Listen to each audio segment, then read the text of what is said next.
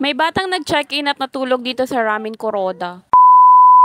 Last weekend, niyaya ko nga si Ven tsaka yung pinsan kong magpunta ng Trinoma para mamasyal. Nag-decide nga ako na sumakay kami ng LRT at MRT papuntang Trinoma para naman ma-experience ni Ven yung pagsakay ng train. Tignan nyo naman si Ven kung gaano ka-excited nang nakita niya na yung train na paparating. Sobrang hilig kasing sumakay ni Ven sa mga train na nasa mall, kaya ayan, ipapa-experience natin sa kanya ang totoong train. Kahit ako, parang ngayon na nga lang ulit ako nakasakay ng LRT. So sobrang tagal nga na hindi na ako sumasakay ng LRT, grabe nagulat ako at nagtaas na pala yung pamasahe. LRT at MRT rin kasi yung sinasakyan ko before nung pumapasok pa ako araw-araw sa GMA. At before, 15 pesos lang yung binabayad ko dito sa LRT Line 1 from Quirino Station hanggang dito sa EDSA Taft. Pero ngayon, 20 pesos na pala. Pagkababa nga namin dito sa EDSA Taft Station, naglakad naman kami papunta sa sakayan ng MRT. Alam nyo, nakakamiss din palang sumakay ng LRT at MRT kasi naaalala ko yung mga working days ko kapag pumapasok ako ng office. Sa sobrang puyat ko kasi lagi sa work, minsan kapag papasok ako kinabukasan, sasakay ako dito sa Taft Station ng MRT tapos matutulog ako. Pagising ko, nasa Cubao Station na ako. Minsan, sakto yung gising ko na nasa Cubao Station na ako or malapit na akong bumaba ng Kamuning Station. Pero minsan naman, nakakalagpas ako pagising ko nasa Quezon Ave na ako. Kayo ba, meron ba kayong kwentong LRT o MRT na kapag naalala nyo ay matatawa na lang kayo o kaya minsan ayaw nyo na lang alalahan? Anyway, sa sobrang dami ng kwento ko, hindi ko na malaya, nandito na pala tayo sa North Avenue Station ng MRT. At in fairness, hindi tayo nakatulog this time.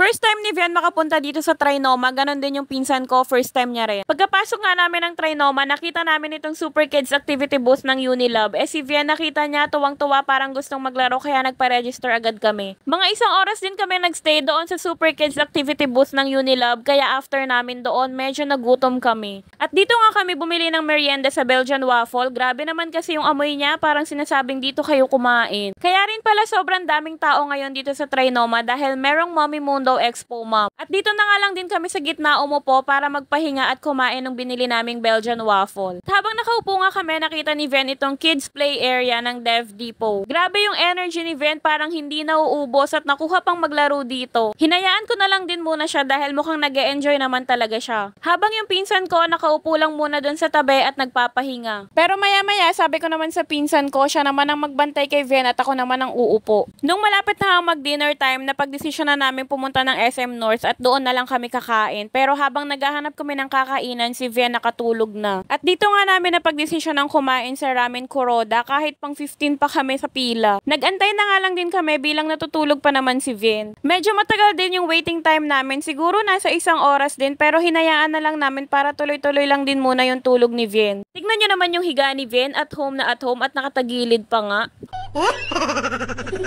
And finally, dumating na rin yung order namin at nakaupo na rin kami. At sakto rin naman, pagdating ng order namin ay nagising na si Ven. At tignan nyo, parang gutom na gutom mula sa pagkakatulog niya. Sobrang nasarapan nga raw yung pinsan ko dito sa Ramen Kuroda dahil first time niya daw kakain ng ramen na totoo. Dahil yung last na kain niya ng ramen ay yung tig 100 pesos lang daw.